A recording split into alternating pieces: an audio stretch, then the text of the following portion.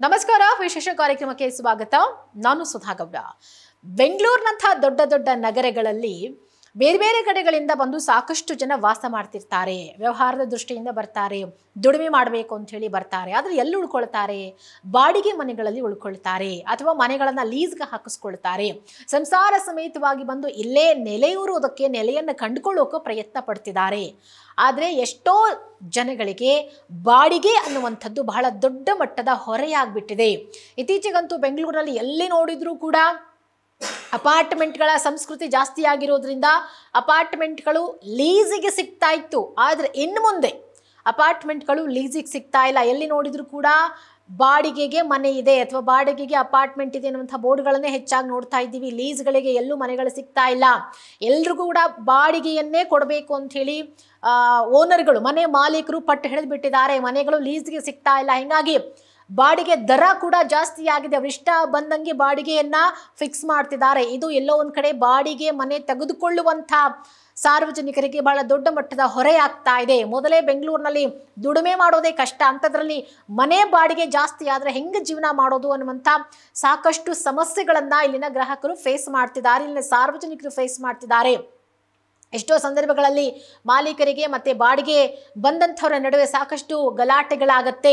Advance ಕೊಟ್ಬಿಟ್ಟಿರ್ತಾರೆ, advance ವಾಪಸ್ ಕೊಡಲ್ಲ, painting ಅದು ಇದು ಅಂಥೇಳಿ ಕೊಟ್ಟಿರೋ ಅಡ್ವಾನ್ಸಲ್ಲಿ ಸುಮಾರು 75% ಅಷ್ಟು ಕಟ್ ಮಾಡಿಕೊಂಡು ಕೇವಲ 25% ಅಷ್ಟು ವಾಪಸ್ ಕೊಡ್ತಾ ಇರುವಂಥ ಬೆಳವಣಿಗೆಗಳು ನಡೀತಾ ಇದೆ. ಎಷ್ಟೋ ಜನರಿಗೆ ಪಾಪ ತಮ್ಮ ಹಣ ಹೋಗ್ತಾ ಇದೆ. ನಾವು ಎಲ್ಲಿ ಕಂಪ್ಲೇಂಟ್ ಮಾಡೋದು, ಯಾರನ್ನು ಕೇಳೋದು ಅನ್ನುವಂಥ ಒಂದಷ್ಟು ಸಂಕಷ್ಟಗಳಿದ್ದಾವೆ. ಆದರೂ ಕೂಡ ಬಾಡಿಗೆ ಮನೆಯಲ್ಲೇ ವಾಸ ಮಾಡಬೇಕಾದಂಥ ಅನಿವಾರ್ಯತೆ ಇದೆ. ಆದರೆ ಇದಕ್ಕೆ ಈಗ ಬ್ರೇಕ್ ಬಿದ್ದಿದೆ. ಹೇಗಪ್ಪ ಅಂತಂದರೆ ನೋಡಿ, ಎಲ್ಲ ಸಮಸ್ಯೆಗಳಿಗೂ ಒಂದು ಪರಿಹಾರ ಅನ್ನೋದು ಇದ್ದೇ ಇರುತ್ತೆ ಮತ್ತು ಅಂತ್ಯ ಅನ್ನೋದು ಇದ್ದೇ ಇರುತ್ತೆ. ಆ ಅಂತ್ಯ ಈಗ ಬಂದ್ಬಿಟ್ಟಿದೆ. ಬೆಂಗಳೂರನ್ನು ಸೇರಿದ ಹಾಗೆ ಹಲವಾರು ರಾಜ್ಯಗಳಲ್ಲಿ ಬಹುತೇಕರು ಇರೋದು ಬಾಡಿಗೆ ಮನೆಯಲ್ಲಿ. ಆದರೆ ಕೆಲವು ಪ್ರದೇಶಗಳಲ್ಲಿ ಬಾಡಿಗೆ ಹಣ ಹೆಚ್ಚಾಗಿದ್ರೆ ಇನ್ನೂ ಕೆಲವು ಪ್ರದೇಶಗಳಲ್ಲಿ ಕಡಿಮೆ ಇರುತ್ತೆ. ಅದು ಏರಿಯಾ ವೈಸ್ ಡಿಪೆಂಡ್ ಆಗಿರುತ್ತೆ. ಆದರೆ ಇದೀಗ ಕೇಂದ್ರ ಸರ್ಕಾರ ಬಾಡಿಗೆ ಮನೆಗಳಿಗೆ ಸಂಬಂಧಪಟ್ಟ ಹಾಗೆ ಹೊಸ ನಿಯಮಗಳನ್ನು ಜಾರಿಗೆ ತರೋಕೆ ನಿರ್ಧರಿಸಿದೆ. ಈ ಬಗ್ಗೆ ಸರ್ಕಾರ ಹೊಸ ಬಾಡಿಗೆ ಒಪ್ಪಂದ 2025 ಅಂದರೆ ನ್ಯೂ ರೆಂಟಲ್ ಅಗ್ರಿಮೆಂಟ್ 2025 ಇದನ್ನು ಪರಿಚಯಿಸಿದೆ. ಈ ಮೂಲಕ ಇನ್ಮೇಲೆ ಬಾಡಿಗೆ ಪ್ರಕ್ರಿಯೆಯನ್ನು ಸುಲಭಗೊಳಿಸಬಹುದು.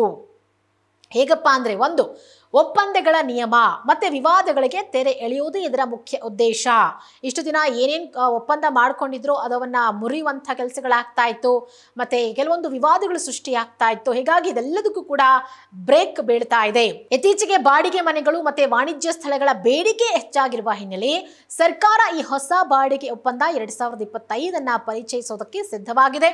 ಮಾದರಿ ಟೆನೆನ್ಸಿ ಕಾಯ್ದೆ ಮತ್ತು ಇತ್ತೀಚಿನ ಕೇಂದ್ರ ಬಜೆಟ್ನ ಆಧಾರದ ಮೇಲೆ ಮನೆ ಬಾಡಿಗೆ ನಿಯಮಗಳು 2025 ಪ್ರಕಾರ ಹೊಸದಾಗಿ ರೂಪುಗೊಳ್ತಾ ಇದೆ, ಜಾರಿಗೆ ಕೂಡ ಬರುತ್ತೆ. ಹಾಗಾಗಿ ಬಾಡಿಗೆ ಕೊಡುವಂಥವ್ರು, ಬಾಡಿಗೆಗೆ ಹೋಗುವಂಥವ್ರು ಬಹಳ ಕೇರ್ಫುಲ್ಲಾಗಿ ಈ ಒಂದು ಸ್ಟೋರಿಯನ್ನು ನೀವು ಗಮನಿಸಬೇಕಾಗತ್ತೆ. ನೋಡಿ, ಹೊಸ ನಿಯಮಗಳ ಪ್ರಕಾರ ಎಲ್ಲ ಬಾಡಿಗೆ ಅಗ್ರಿಮೆಂಟ್ಗಳಿಗೆ ಸಹಿ ಮಾಡಿದ 2 ತಿಂಗಳ ಒಳಗೆ ನೋಂದಣಿ ಪ್ರಕ್ರಿಯೆಯನ್ನು ಮುಗಿಸಬೇಕು. ಅಂದರೆ ಈಗ ನಾವು ಬಾಡಿಗೆ ಮನೆಗೆ ಹೋಗ್ತೀವಿ, ನಮ್ಮಿಬ್ಬರ ಮಧ್ಯೆ ಒಂದು ಕಾಂಟ್ರಾಕ್ಟ್ ಆಗುತ್ತೆ. ಅಂದರೆ ನಾವು ಎಷ್ಟು ವರ್ಷ ಬಾಡಿಗೆ ಇರ್ತೀವಿ ಅಥವಾ ಎಷ್ಟು ಅಡ್ವಾನ್ಸ್ ಕೊಡ್ತೀವಿ, ಎಷ್ಟು ಕೊಟ್ಟಿದ್ದೀವಿ, ಹೀಗೆ ಒಂದಷ್ಟು ರೂಲ್ಸ್ ಆ್ಯಂಡ್ ರೆಗ್ಯುಲೇಷನ್ಸ್ಗಳು ಆ ಒಂದು ಅಗ್ರಿಮೆಂಟಲ್ಲಿ ಇರುತ್ತೆ. ಅಗ್ರಿಮೆಂಟಿಗೆ ಸೈನ್ ಮಾಡಿರ್ತೀವಿ, ಆದರೆ ಅದನ್ನು ರಿಜಿಸ್ಟ್ರೇಷನ್ ಮಾಡಿಸಿರಲ್ಲ. ಎಷ್ಟೋ ಜನ ಈ ಮಿಸ್ಟೇಕ್ಗಳನ್ನು ಮಾಡ್ತಾರೆ. ಬಟ್ ಇನ್ನು ಮುಂದೆ ಹಾಗೆಲ್ಲ ಮಾಡೋಂಗಿಲ್ಲ. ಬಾಡಿಗೆಗೆ ನೀವು ಕೊಟ್ಟಿರುವಂಥ ಅಗ್ರಿಮೆಂಟ್ ಏನಿದೆ ಅದಕ್ಕೆ ಸಹಿ ಮಾಡಿದ 2 ತಿಂಗಳ ಒಳಗಾಗಿ ಅದು ರಿಜಿಸ್ಟ್ರೇಷನ್ ಆಗಲೇಬೇಕು, ಅದು ಕಡ್ಡಾಯ. ಇನ್ ಕೇಸ್ ನೀವು ರಿಜಿಸ್ಟ್ರೇಷನ್ ಮಾಡಿಸಿಲ್ಲ ಅಂತಂದರೆ ನಿಮ್ಮ ಮೇಲೆ ದಂಡವನ್ನು ವಿಧಿಸಲಾಗತ್ತೆ. ಯಾರ ಮೇಲೆ? ಯಾರು ರಿಜಿಸ್ಟ್ರೇಷನ್ ಮಾಡಿಸ್ಕೊಂಡಿರ್ತಾರಲ್ವಾ ಮನೆ ಮಾಲೀಕರು, ಅವ್ರ ಮೇಲೆ ದಂಡ ಬೀಳತ್ತೆ. ಮತ್ತು ಈ ನೋಂದಣಿ ಪ್ರಕ್ರಿಯೆಯನ್ನು ರಾಜ್ಯ ಆಸ್ತಿ ನೋಂದಣಿ ಪೋರ್ಟಲ್ಗಳ ಮೂಲಕ ಆನ್ಲೈನ್ನಲ್ಲಿ ಅಥವಾ ಸ್ಥಳೀಯ ರಿಜಿಸ್ಟ್ರಾರ್ ಕೇಂದ್ರದಲ್ಲಿ ನೀವು ಅದನ್ನು ಕಂಪ್ಲೀಟ್ ಮಾಡಬಹುದು. ಒಂದು ವೇಳೆ ಬಾಡಿಗೆ ಒಪ್ಪಂದವನ್ನು ನೋಂದಣಿ ಮಾಡೋಕೆ ವಿಫಲವಾದರೆ 5,000 ರೂಪಾಯಿವರೆಗೆ ದಂಡವನ್ನು ವಿಧಿಸಲಾಗುತ್ತೆ. ಈ ಹೊಸ ನಿಯಮಗಳು ಮನೆ ಮಾಲೀಕರು ಮತ್ತು ಬಾಡಿಗೆದಾರರು ಇಬ್ಬರಿಗೂ ಅನುಕೂಲಕರವಾಗಿದೆ.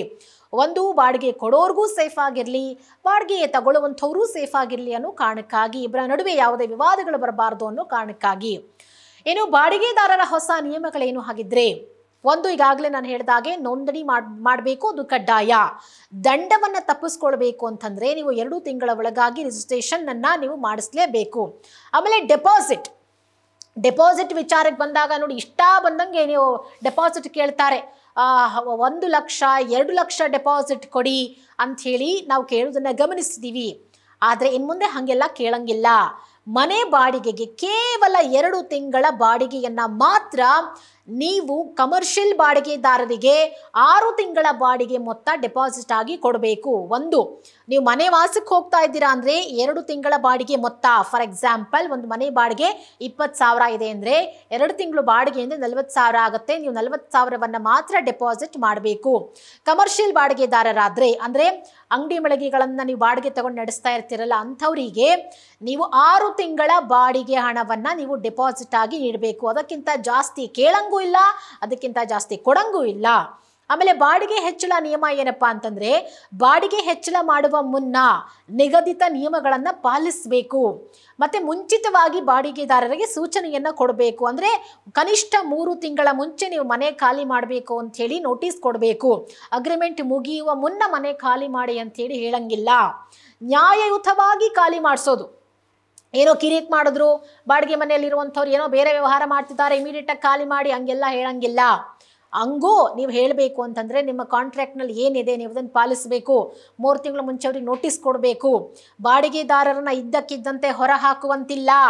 ಅಂದರೆ ನಿಯಮಾನುಸಾರ ಮಾತ್ರ ಖಾಲಿ ಮಾಡಿಸ್ಬೇಕು. ಅಗ್ರಿಮೆಂಟ್ ಮುಗಿಯೋರ್ಗೂ ಕೂಡ ಮನೆ ಖಾಲಿ ಮಾಡಿ ಅಂತೇಳಿ ಹೇಳಂಗಿಲ್ಲ. ವಿವಾದಗಳನ್ನು ತೆರೆ ಎಳೆಯೋದಕ್ಕೆ ಎಲ್ಲ ನಿಯಮಗಳು ಕೂಡ ಬಹಳ ಅನುಕೂಲ ಆಗುತ್ತೆ. ಯಾವುದೇ ಬಾಡಿಗೆ ಸಂಬಂಧಪಟ್ಟಂತೆ ವಿವಾದಗಳಿಗೆ ಪರಿಹಾರ ನೀಡೋದಕ್ಕೆ 60 ದಿನಗಳಲ್ಲಿ ವಿಶೇಷ ಬಾಡಿಗೆ ನ್ಯಾಯಾಲಯಗಳು ಮತ್ತು ಮಂಡಳಿಗಳನ್ನು ಸ್ಥಾಪನೆ ಮಾಡಲಾಗಿದೆ. ಇನ್ ಕೇಸ್ ನೀವು ನಿಮ್ಮ ಅಗ್ರಿಮೆಂಟನ್ನು ಬ್ರೇಕ್ ಮಾಡಿ ಮನೆ ಖಾಲಿ ಮಾಡಿಸಲೇಬೇಕು ಅಂತಂದಾಗ ಈ ಒಂದು ಕೋರ್ಟ್ಗೆ, ನ್ಯಾಯಾಲಯ ಅಂದರೆ ಈ ಥರದ ಪ್ರಕರಣಗಳನ್ನು ಹ್ಯಾಂಡಲ್ ಮಾಡೋಕೆ ಅಂತ ಹೇಳಿ ವಿಶೇಷ ನ್ಯಾಯಮಂಡಳಿಗಳನ್ನು ಸ್ಥಾಪನೆ ಮಾಡಲಾಗಿದೆ.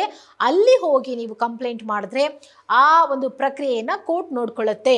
11 ತಿಂಗಳ ಅಗ್ರಿಮೆಂಟ್ ಮುಗಿದ ನಂತರ ಮತ್ತೆ ಅಗ್ರಿಮೆಂಟನ್ನು ಬರೆಸ್ಕೊಂಡು ನೋಂದಣಿಯನ್ನು ಮಾಡ್ಕೊಳ್ಬೇಕು. ಇನ್ ಕೇಸ್ ಅಗ್ರಿಮೆಂಟ್ ಮುಗಿದೋಗಿದೆ, ಅದೇ ಬಾಡಿಗೆ ಮನೆಯವ್ರು ನಾವು ಇಲ್ಲೇ ಕಂಟಿನ್ಯೂ ಮಾಡ್ತೀವಿ ಅಂಥೇಳಿ ಹೇಳಿದ್ರೆ, ಓನರ್ಗೆ ಅದು ಓಕೆ ಆಗಿದ್ದರೆ ಮತ್ತೆ ಹೊಸ ಅಗ್ರಿಮೆಂಟನ್ನು ಮಾಡ್ಕೊಳ್ಬೇಕು. ಅದನ್ನು ಕೂಡ ರಿಜಿಸ್ಟ್ರೇಷನ್ ಮಾಡಿಸ್ಬೇಕು. ಹಳೆ ಅಗ್ರಿಮೆಂಟನ್ನು ನೀವು ಕಂಟಿನ್ಯೂ ಮಾಡೋ ಹಾಗಿಲ್ಲ. ಸೊ ಇಷ್ಟೆಲ್ಲ ನಿಯಮಗಳು ಇಬ್ಬರಿಗೂ ಅನುಕೂಲ ಆಗಲಿ ಅಂತ ಹೇಳಿ ಮಾಡಿರೋದು. ಹಾಗಿದ್ರೆ ಯಾರಿಗೆ ಉಪಯೋಗ? ಒಂದು ಮನೆ ಮಾಲೀಕರಿಗೆ ಏನು ಉಪಯೋಗ ಆಗುತ್ತೆ ಅಂತ ಹೇಳಿ ನೋಡೋಣ. TDS ವಿನಾಯಿತಿ, ಬಾಡಿಗೆ ಆದಾಯದ ಮೇಲೆ ಸಾಮಾನ್ಯವಾಗಿ ತೆರಿಗೆಯನ್ನು ವಿಧಿಸಲಾಗುತ್ತೆ. ಆದರೆ ಇದೀಗ ಇದಕ್ಕೂ ವಿನಾಯಿತಿಯನ್ನು ಘೋಷಣೆ ಮಾಡಲಾಗಿದೆ. ವಾರ್ಷಿಕವಾಗಿ 2.4 ಲಕ್ಷದಿಂದ 6 ಲಕ್ಷಕ್ಕೆ ಅದನ್ನು ಏರಿಕೆ ಮಾಡಲಾಗಿದೆ. ಇದು ಮನೆ ಮಾಲೀಕರ ಹಣ ಉಳಿತಾಯವಾಗಲಿ ಅನ್ನೋ ಕಾರಣಕ್ಕೆ. ಇನ್ನು 3 ಅಥವಾ ಅದಕ್ಕಿಂತ ಹೆಚ್ಚು ತಿಂಗಳ ಬಾಡಿಗೆ ಪಾವತಿ ಮಾಡದೇ ಇದ್ದರೆ ಈ ಬಗ್ಗೆ ಕಂಪ್ಲೇಂಟ್ ಕೂಡ ಕೊಡಬಹುದು. ಅಲ್ಲದೆ ತ್ವರಿತ ಇತ್ಯರ್ಥಕ್ಕಾಗಿ ಬಾಡಿಗೆ ನ್ಯಾಯಮಂಡಳಿಗಳಿಗೆ ಕಳುಹಿಸಬಹುದು. ಡೈರೆಕ್ಟ್ ಆಗಿ ನೀವೇ ಅವ್ರ ಮೇಲೆ ಅಟ್ಯಾಕ್ ಮಾಡಂಗಿಲ್ಲ. ಬಾಡಿಗೆ ಅಗ್ರಿಮೆಂಟನ್ನು ನೋಂದಣಿ ಮಾಡಿದ್ರೆ, ರಿಜಿಸ್ಟ್ರೇಷನ್ ಮಾಡಿದ್ರೆ ಸರ್ಕಾರ ಯೋಜನೆಗಳಲ್ಲಿ ಪರಿಗಣಿಸಲಾಗುತ್ತೆ. ಇದರಿಂದ ಸರ್ಕಾರದ ಸೌಲಭ್ಯವನ್ನು ಸುಲಭವಾಗಿ ನೀವು ಪಡ್ಕೊಳ್ಬಹುದು. ನಿಮ್ಮ ಬಾಡಿಗೆ ಅಗ್ರಿಮೆಂಟನ್ನು ರಿಜಿಸ್ಟ್ರೇಷನ್ ಮಾಡಿಸಿದ ಮೇಲೆ ಆ ರಿಜಿಸ್ಟ್ರೇಷನ್ನಲ್ಲಿ ಏನೆಲ್ಲ ಅಂಶಗಳನ್ನು ನೀವು ಮೆನ್ಷನ್ ಮಾಡಿದಿರೋ ಹಾಗೆ ನಡ್ಕೊಳ್ಬೇಕು. ಇದು ಬಾಡಿಗೆದಾರರಿಗೂ ಅನುಕೂಲ, ಬಾಡಿಗೆ ಕೊಡುವವರಿಗೂ ಅನುಕೂಲ. ಹಾಗಾಗಿ ಏನು ಮುಂದೆ ನೀವು ಬೆಂಗಳೂರಿನಲ್ಲಿ ಬಾಡಿಗೆ ಮನೆಯಲ್ಲಿ ಇರಬೇಕು ಅಂತಂದರೆ, ಅಥವಾ ಮಾಲೀಕರು ನೀವು ಬಾಡಿಗೆಗೆ ಮನೆಗಳನ್ನು ಕೊಡಬೇಕು ಅಂತಂದರೆ ಎಲ್ಲ ನಿಯಮಗಳನ್ನು ಪಾಲಿಸಲೇಬೇಕು. ಇದು ಕಡ್ಡಾಯ.